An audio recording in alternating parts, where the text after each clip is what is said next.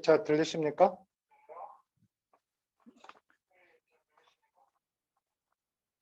예, 하나님 은혜로 오늘 또 우리 샬롬 선교교회 성도들과 함께 예배드리며 또 설교를 섬길 수 있게 되어서 감사합니다. 지난번에 제가 설교했을 때 이제 선교는 교회의 어떤 활동 중에 하나가 아니라 그것이 우리의 본질적인 거 관계됐다고 해서 선교적 교회에 대한 이야기를 드렸었습니다. 오늘은 또 한 가지 더 이제 나누고 싶은 부분이 있어요. 그런데 마태복음 24장 14절에 보면 이렇게 이야기를 하고 있습니다. 이 천국 복음이 모든 민족에게 증언되기 위하여 복음이 증거되리니 그제야 끝이 오리라 하는 그 말씀이 있습니다. 거기서는 두 가지의 땅끝을 이야기하고 있습니다. 선교라고 하는 것은 두 가지를 지향합니다. 하나는 우리가 말하는 땅끝, 모든 민족을 지향하는 그런 부분이 하나가 있습니다. 그리고 또 한 부분이 있다고 한다면 지금 이야기했던 것처럼 끝이라고 하는 그것을 우리는 종말론적인 끝이라고 이야기를 합니다. 즉 시간적, 역사적인 끝이 있다고 이야기하는 것이죠. 선교라고 하는 것은 그 두 가지 지리적인 땅끝을 향해 가는 지리적 확산으로 모든 민족의 복음이 증거되기 위해서 가야 된다고 하는 의미에서 이제 지리적, 종족적 그리고 영역에까지 가서 우리 모든 성도님들이 자기가 일하고 있는 모든 곳에서 증인으로 살아야 된다고 하는 것이 첫 번째였다고 한다면 오늘 이제 말씀드리고 싶은 것은 종말에 대한 것입니다. 선교는 기본적으로 하나님 나라가 이제 이 역사가 끝나고 하나님 나라가 온다고 하는 그 역사관을 갖고 있고 시간적인 개념을 갖고 있습니다. 그런 측면에서 오늘 제가 이제 선교 교회의 사명 두 번째 의미로서 이 시간적인 의미에서의 종말을 이야기하고 싶습니다. 종말은 개인적인 종말은 소위 말해서 죽음을 이야기하는 것입니다. 우리는 누구나 죽을 수밖에 없습니다. 그러나 개인의 죽음을 넘어서서 역사가 이제 완전히 끝을 내는 그 때가 되면 주님이 이 땅에 오셔서 이 나라 가운데 하나님 나라를 완성하는 그 때가 될 때는 이제 역사의 종말이 될 것입니다. 우리 선교는 바로 그러한 이 땅 가운데 이제 모든 역사가 마치고 하나님 나라가 하늘에서 마치 신부가 신랑의 단장처럼 예비된 새 예루살렘 이 땅 가운데 임하면서 모든 역사가 종말이 될 것입니다. 바로 그러한 역사적 종말과 그리스도의 초림으로 말미암아 있는 이 시대를 말세라고 그러는데 이 말세 가운데 우리에게 주신 하나님의 은혜는 우리에게 이 복음을 증거할 수 있는 천사도 흠모할 만한 복음 증거의 그러한 우리에게 사명을 주신 기회를 주신 것이 우리에게는 감사한 일이고 특권이기도 합니다. 그래서 우리가 말하는 이 선교도 이제 끝이 있습니다. 언제나 복음을 전도할 수 있는 것은 아닙니다. 하나님이 기회를 열을 또 이때 하는 것입니다. 그렇다고 한다면 우리는 이 역사적 종말을 생각을 하면서 어떻게 우리가 살아야 될 것인가에 대해서 얘기를 나누고 싶습니다. 한때 기독교 복음이 아주 왕성했던 네덜란드 그리고 호주 이런 여러 서구권의 나라들이 있습니다. 이 나라들 중에서 이제 그런 한때 네덜란드, 스페인, 호주의 교회들이 술집, 식당, 호텔, 해교 사원 등으로 팔려가고 있을까요? 이런 질문을 우리가 던져보고 싶습니다.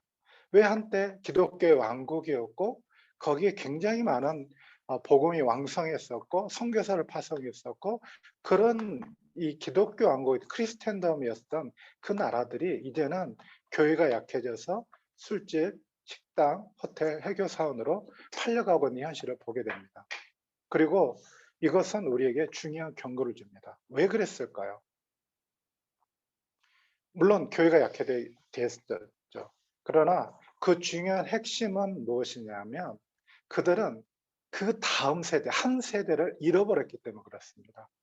즉 복음이 왕성했을 때 그때 그 사람들의 그 다음 세대를 제대로 키우지 못했기 때문에 우리의 이 인간의 역사라고 하는 것은 한때 그것이 복음이 한번 끊어지기 시작하면 그 다음 때는 정말로 마치 초대교회처럼 굉장히 복음의 불모지처럼 바뀌어가고 있는 것을 보게 됩니다. 그래서 한 세대를 잃어버린 그러한 그 아픔들이 우리에게 있다는 것입니다. 그래서 우리는 우리가 가진 믿음을 역사적 의미에서 주님 오실 때까지 우리 믿음이 이어져 가야 됩니다. 그 한 세대 한 세대가 중요합니다. 그래서 다음 세대를 믿음의 아이들로 키우는 것은 우리가 그냥 선택할 수 있는 것이 아니라 필수라는 것입니다.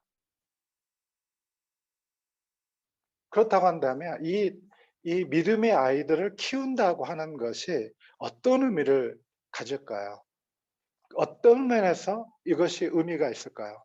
우리는 먼저 디도서 1장 5절 6절 말씀을 같이 먼저 생각해 보고자 합니다.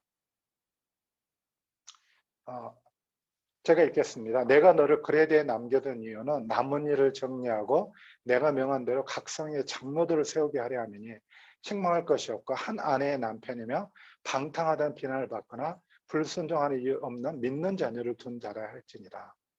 한마디로 사도 바울은 디도를 크레타의 섬에 남겨서 그에서 목회를 하도록 요구했었는데 그에게 맡긴 가장 중요한 일은 각 성의 장로를 세우려고 한다는 것입니다. 그런데 그 장로 피택의 중요한 기준이 하나가 한 아내를 둔 사람이어야 된다는 거고, 그리고 더 나아가서 정말로 방탕하거나 불순종하는 일이 없는 그런 믿는 자녀를 둬야 한다는 것입니다.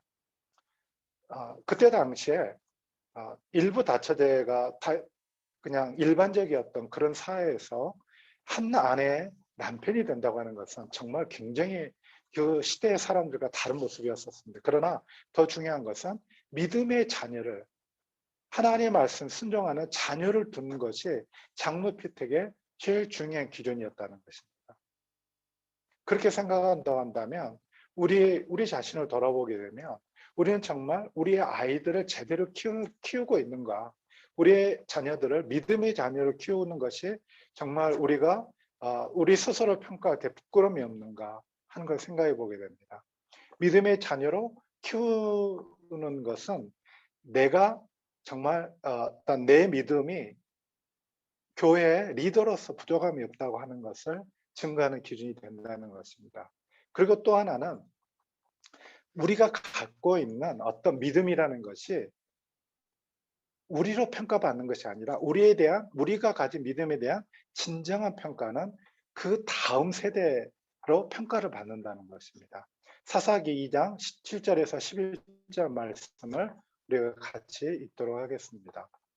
백성이 여호수아가 사는 날 동안과 여호수아 뒤에 생존한 장로들 곧 여호와께서 이스라엘 위하여 행하신 모든 큰 일을 본 자들이 사는 날 동안에는 여호와를 섬겼더라. 10절 갑니다.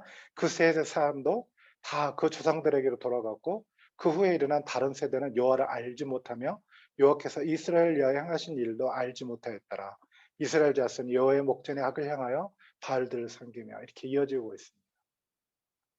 여기 보면 여호수아가 살고 여호수아 뒤에 여호수아의 인도를 따라 그 가나안 정복에 참석했던 그 장로들이 사는 날 동안에는 하나님의 행하신 모든 일을 큰 일을 보았었고 경험한 사는 날 동안에는 여호와를 섬겼다고 이야기를 하고 있습니다. 그런데 그 10절에 보면 다 죽었고 그 후에 일어난 다른 세대라는 표현이 나오고 있습니다.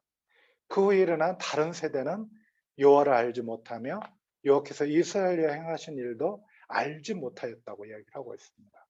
즉 여호수아와 그 시대의 장로들이 제대로 그 다음 세대에 복음을 하나님의 그 율법을, 그리고 하나님 믿는 믿음을 제대로 전수하지 못했기 때문에 그들은 하나님을 배반하고 이제 바알을 섬기며 하나님 금지했던 그 길로 달려가고 있다는 것을 사사기서는 우리에게 기록을 하고 있습니다.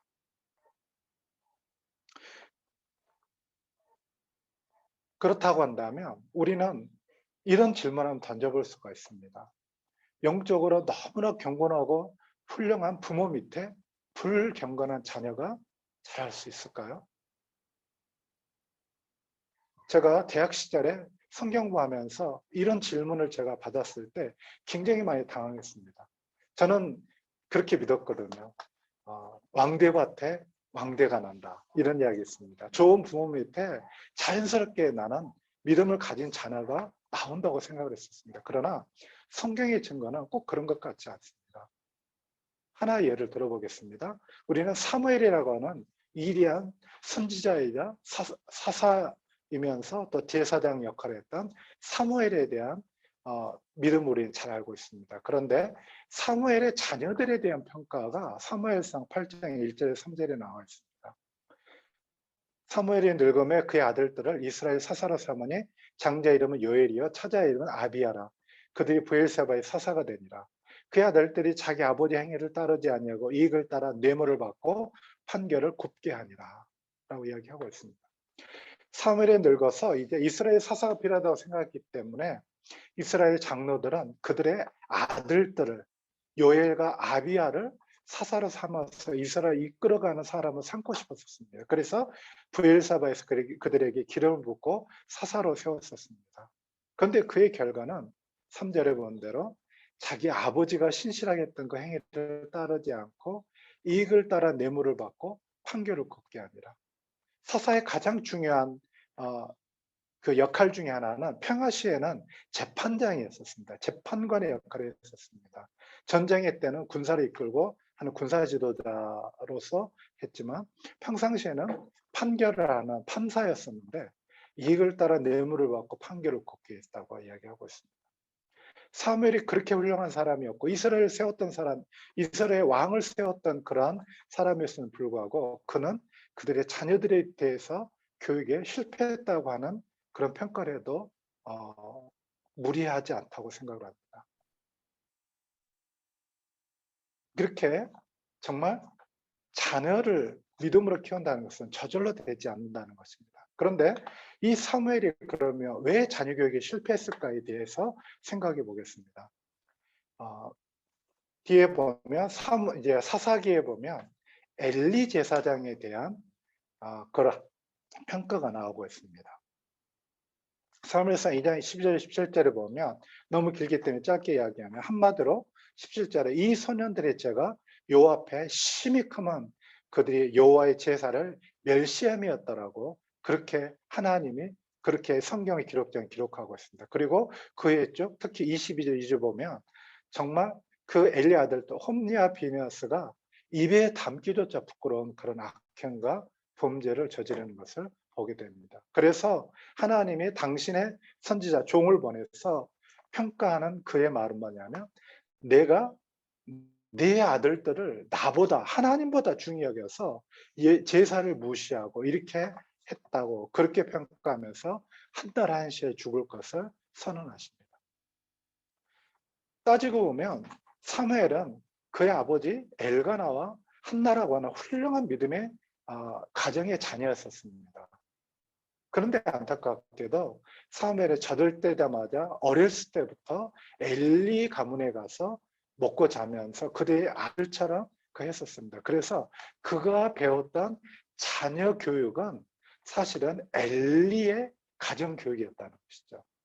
그런데 엘리가 그렇게 자기 자녀들이 실패했던 것처럼 사무엘도 똑같이 자녀 교육에서는 실패한다는 것입니다.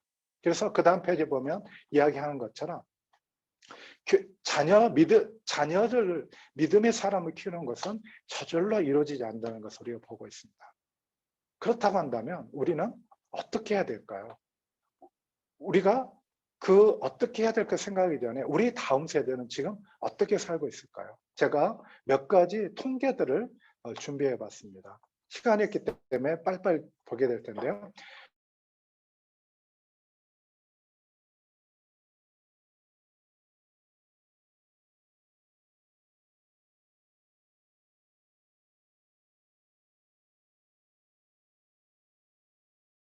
때문에 이 사회를 어떻게 볼지에 대한 하나의 거기에서 그것들을 2019년부터 이제 2019년 7월 17일 날 이제 처음으로 이러한 그 통계를 내면서 그때 밀레니엄 세대와 90년대생 크리스천의 통계, 이기 대학생, 크리스찬 대학생, 개신교 이탈리아 이런 걸 주제로 이런 부분들을 조사했던 그런 통계들을 제가 인용했습니다. 그 다음 페이지 보시면 지난 30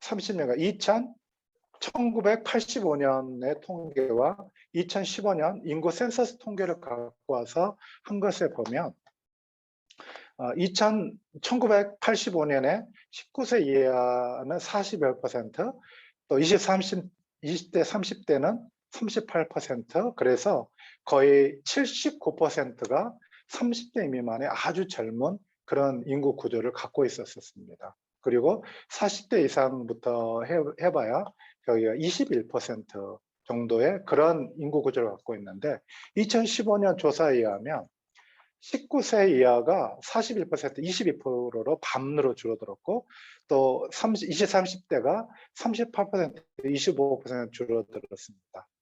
그래서 전체로 47%, 반 이하가 이제 젊은 사람이고 40대 이상부터가 53%를 차지하는 구조로 그렇게 바뀌고 있다는 것입니다.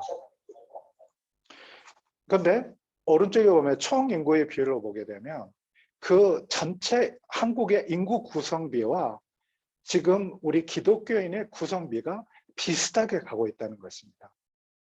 그 이야기는 뭐냐면 우리 기독교는 한국이라는 사회 안에 포함되어 있으면서 이 사회의 영향을 반영하고 있다는 것입니다. 그래서 지금 우리 청소년이 줄어드는 일반적인 현상은 한국의 인구 구조 자체가 줄어서 많은 교회가 아이들이 없기 때문에 주일학교가 없은 교회가 많이 있습니다.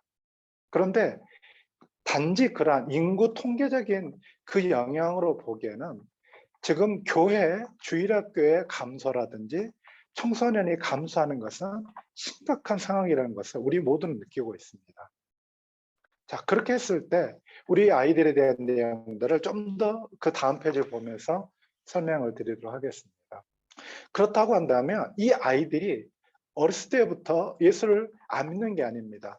여기에 인용하지 않은 다른 통계에 보면 현재 교회 출석하고 있는 아이들을 조사해 보면 양 부모가 예수를 믿은 모태신앙이라고 하는 아이들이 51%에 해당한다고 합니다. 그리고 한 부모가 크리스찬인 비율이 85%까지 올라갑니다. 그런데 이 아이들이 어느 시점부터 해서 이제 신앙을 버리기 시작하는데 보면 초등학교 또는 그 이전에 40에서 버리는데 이건 기간이 길기 때문에 사실은 이제 어쨌든 믿음 어렸을 때는 교회 다니다가 안 다니는 경우가 많다는 것입니다. 그런데 통계적으로 보면 중학교 때 믿음을 버리는 비율이 27%에 해당합니다. 즉 이때 중학교가 지나게 되면 어렸을 때 예수를 믿었는데 약 70%의 아이들이 교회를 떠난다는 것입니다. 그리고 고등학교 때까지 포함하면 83% 아이들이, 그러니까 이거는 모든 크리스찬을 대상하는 게 아니라 교회를 다녔는데 지금 교회를 다니지 않는 사람 대상으로 한 통계조사입니다. 거의 83% 아이들이 고등학교 때까지 신앙을 버린다고 이야기하는 것입니다. 그래서 특별히 우리는 중학교 때 가장 신앙을 많이 포기하게 된다고 하는 것들을 기억하면서 그것에 대해서 우리가 심각성을 보일 필요가 있다는 것입니다. 나중에 하겠지만 아이들이 중학교 들어가기 전에 사춘기가 되기 전에 아직 우리 아이들의 마음이 말랑말랑할 때 그때 복음을 증거하지 않으면 그 다음에는 우리가 이 아이들을 회복할 길이 거의 없다는 그런 의미를 우리에게 보여주는 통계라고 보여집니다. 이 다음 페이지 보겠습니다. 그렇다고 한다면 우리 아이들이 어떻게 예수를 믿게 될 것인가 하는 걸 보게 되는데 이거는 새신자가 믿음을 갖는 데 도움이 된 요인을 조사한 것이 좀 다르긴 하지만 저는 비슷하다고 생각합니다. 제일 1위가 성경 공부였습니다.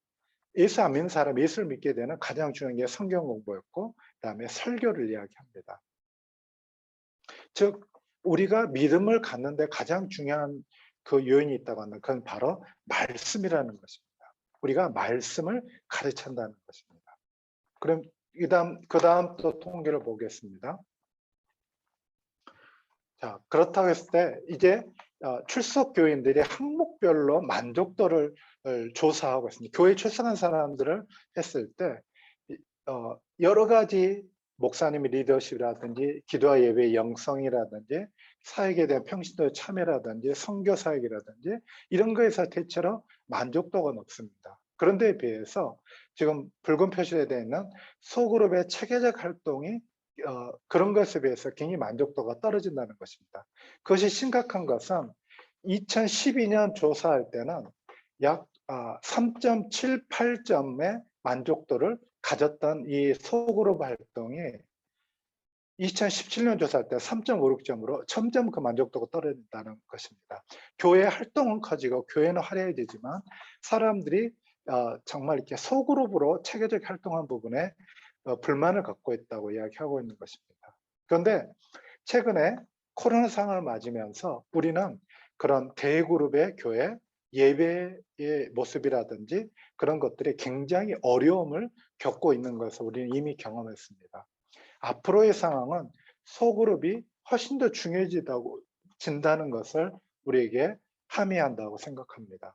그러면 소그룹 모임 우리에게 유익한 점이 뭐냐? 삶을 나누며 유대감이 강해진다는 것이 제일 29% 높은 표지를 차지했었고 영성을 이루는 도움이 된다고. 어쨌든 이제 교회가 전체로 모이기 어렵고 인터넷에 예배드리는 상황이 되다 보니까 소그룹이 굉장히 중요한 역할을 했다고 많은 사람이 고백하고 있다는 것을 우리는 기억해야 될 것입니다. 하나 더 우리가 통계를 보도록 하겠습니다. 그 다음 페이지에 보면 있습니다. 그래서 이제 그렇다고 한다면 이런 상황에서 우리는 어떻게 하는 것이 좋을까요? 우리의 아이들은 중학교만 되면 믿음을 이탈합니다.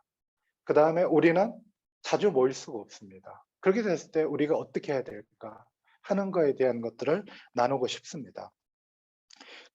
먼저 44 윈도우 무브먼트, 414 윈도우 무브먼트라고 하는 것을 소개하고 싶습니다.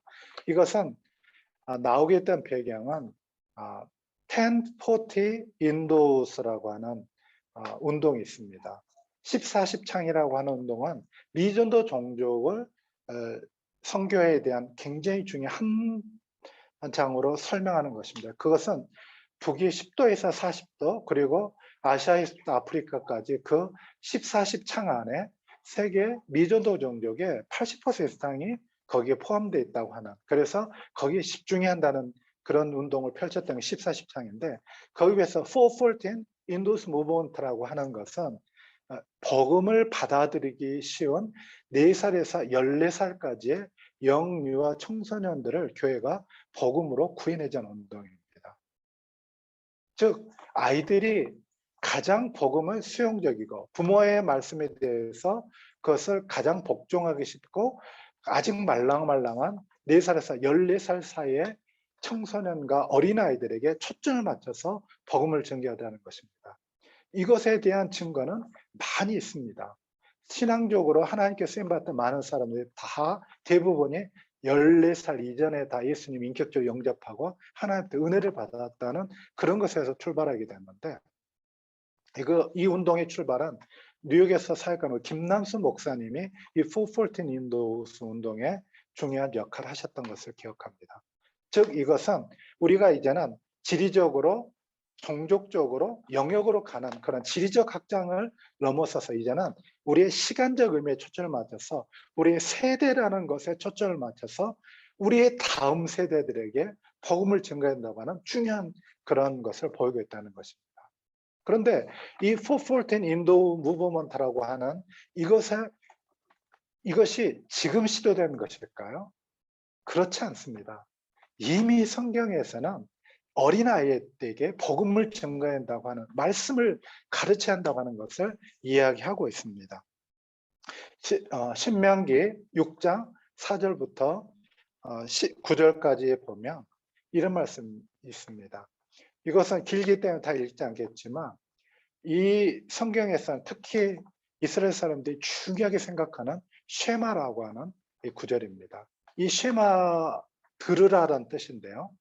이스라엘에 들으라, 우리 하나님 여호와 유일한 하나님 여호와시니 너는 마음을 다하고 뜻을 다하고 힘을 다하여 네 하나님 여호와를 사랑하고, 그렇게 먼저 마음과 뜻과 힘을 다해 하나님을 사랑하라고 이야기하면서 이 말씀을 먼저 부모가 마음에 새긴 다음에 7절, 8절, 9절은 내 자녀에게 부지런히 가르치라는 것입니다. 집에 앉을 때든지 길을 갈 때든지 누워있을 때 일어날 때든지 그것을 강론하고 가르치라. 손목에 매어 기어를 삼고 미간에 표를 붙여 표를 삼고 문설주와 바깥문에 기록하죠. 즉 하나님의 말씀을 시간이 되든 안 되든 가르치고 그것에 항상 말씀을 접할 수 있도록 손목에 메고 미간에 붙이고 집 문설주와 바깥문의 것을 말씀을 기록하고 붙여서 항상 말씀을 보라고 이야기하고 있는 것입니다. 우리가 잘 아다시피 이스라엘은 13살이 되면 성인식을 합니다. 근데 성인식을 하기 전에 모든 아이들에게 모세오경을 암송하도록 요구합니다. 모세오경을 다 암송한 아이에게 13살이 돼서 성인식을 하게 되면 비로소 그가 이제 어른들의 그 모임에 성인으로 인정받으면서 율법에 대해 토론할 수 있고 자기 의견을 이야기할 수 하는 것입니다. 그런데 그 13살, 그 414 인도가 되어 있던 것처럼 그 나이 때 말씀을 확실하게 암송해서 머릿속에 넣고 마음속에 담도록 그렇게 가르치는 것입니다. 단순히 말씀만 가르치는 것이 아니라 이스라엘은 모든 6월절이든 초실절이든 장막절이든 간에 그냥 그것을 단순하게 지키는 것이 아니라 행동을 하게 합니다. 6월절에는 옷을 다 같이 입고 허리띠를 띠고 지팡이를 짚고 일어서서 앉지도 않고 서 있으면서 목욕을 먹으면서 그렇게, 그러면 아이들이 아빠 우리가 왜 이렇게 해요?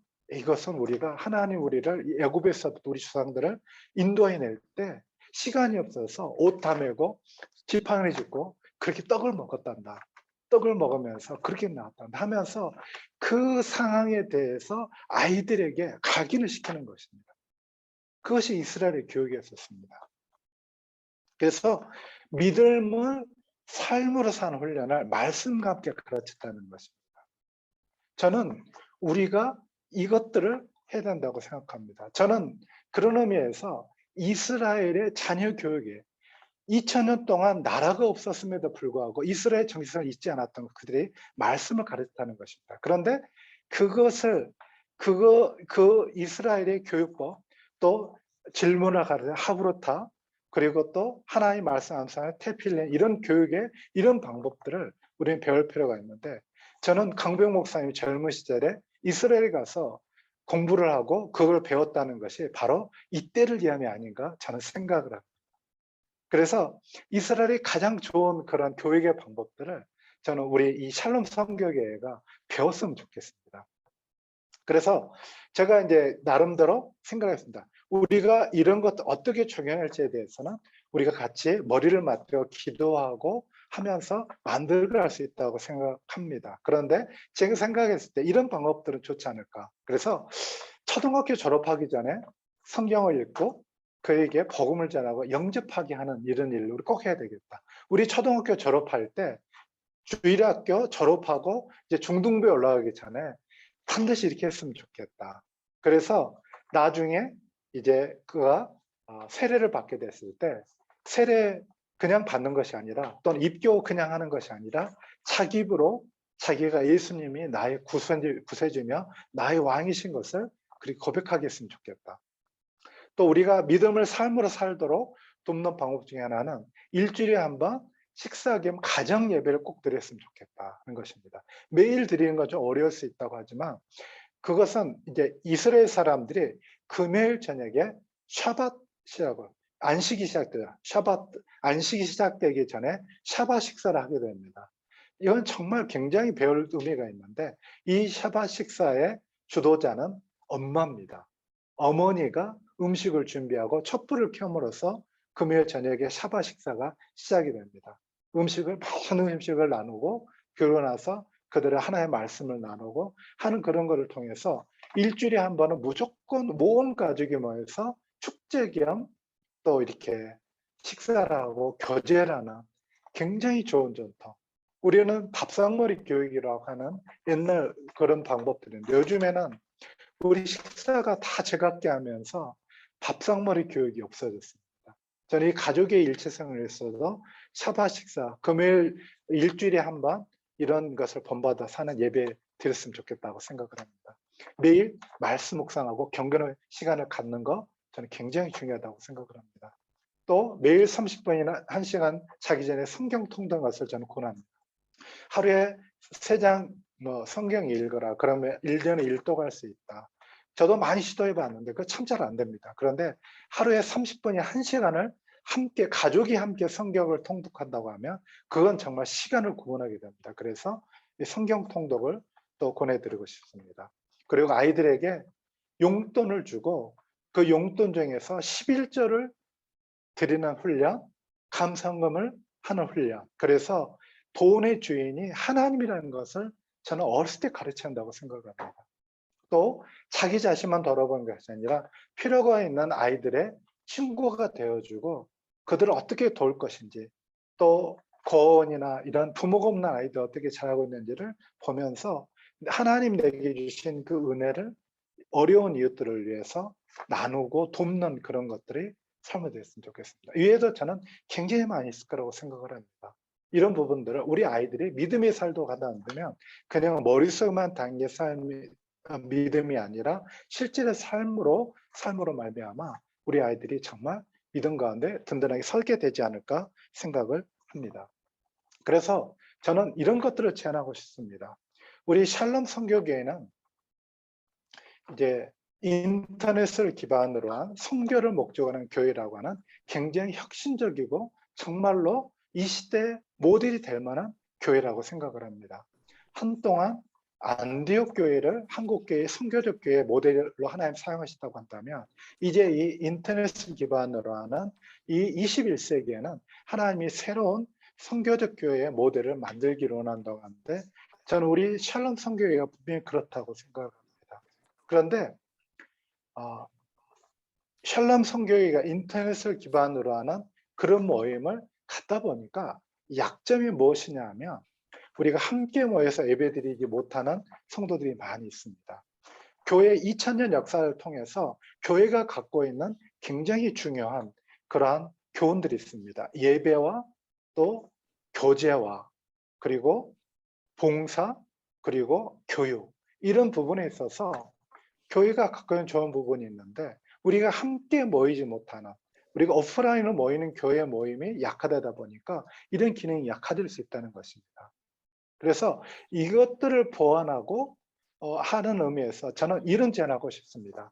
우리가 가진 믿음을 우리 다음 세대에 이어주는 것을 목표로 하는 가정교회로 소그룹을 운영했으면 좋겠다 하는 것입니다. 가정교회 물론 여러 가지 이미 알고 있는 것도 많이 있을 것이기 때문에 제가 강조하지 않겠습니다만 그런 가정교회의 목표가 교제, 펠로우십도 있지만 펠로우십을 넘어서서 우리의 다음 세대, 우리의 아이들에게 우리의 믿음을 정말로 제대로 이어주는 그래서 우리의 아이들을 제자로 삼는 그런 운동을 이 가정교회를 통해서 속으로 우리가 주일날 드리는 예배의 이것은 형태를 유지하되 그러나 모일 수 있는 사람들은 가정교회를 모여서 소그룹으로 운영하면서 그 목적을 우리의 아이들에게 어떻게 믿음을 전수할 것인가 그에 초점 맞춰서 이 가정교회로 우리의 소그룹을 운영한다면 그러면 구역모임을 운영한다고 한다면 저는 이것이 우리가 가진 어려움들을 보완할 수 있는 굉장히 중요한 부분이 된다고 하는 것입니다.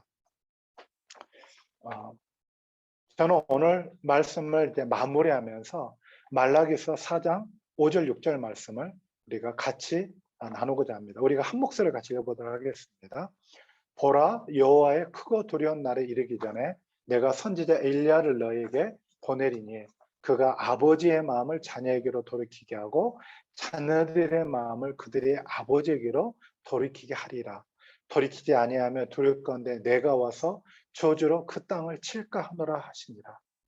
말라기서 4장 5절 6절 말씀은 구약 성경의 맨 마지막 구절입니다. 말라기 선지자는 여호와의 크고 두려운 날에 이를 것을 이야기하고 있습니다. 그건 명백하게 하나님이 예수님이 재림하시는 그 마지막 때를 이야기한다고 저는 생각합니다. 그런데 그 말라기 선지자가 우리에게 경고하는 것이 뭐냐면 아버지의 마음을 자녀에게 돌이키게 하고, 즉 아버지의 마음과 자녀의 마음이 서로 어긋나 있다는 것입니다. 그리고 자녀들의 마음이 아버지에게로 향하지 않는 그것이 말세의 중요한 특징이라고 얘기한다는 것입니다. 저는 이 말씀을 읽을 때마다 참 두렵고 참 떨립니다. 아까도 얘기했지만 성교의 두 가지 측면에 보면 지리적 땅끝과 영역과 종족을 생각하는 그것들은 다 밖을 향해 있습니다.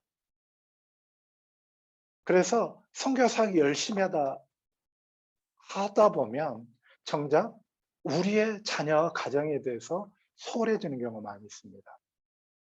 우리 믿음의 선배였던 목사님들, 사역자들이 그랬고, 심지어는 저도 똑같은 우를 범하고 있다는 것을 제가 깨달았습니다.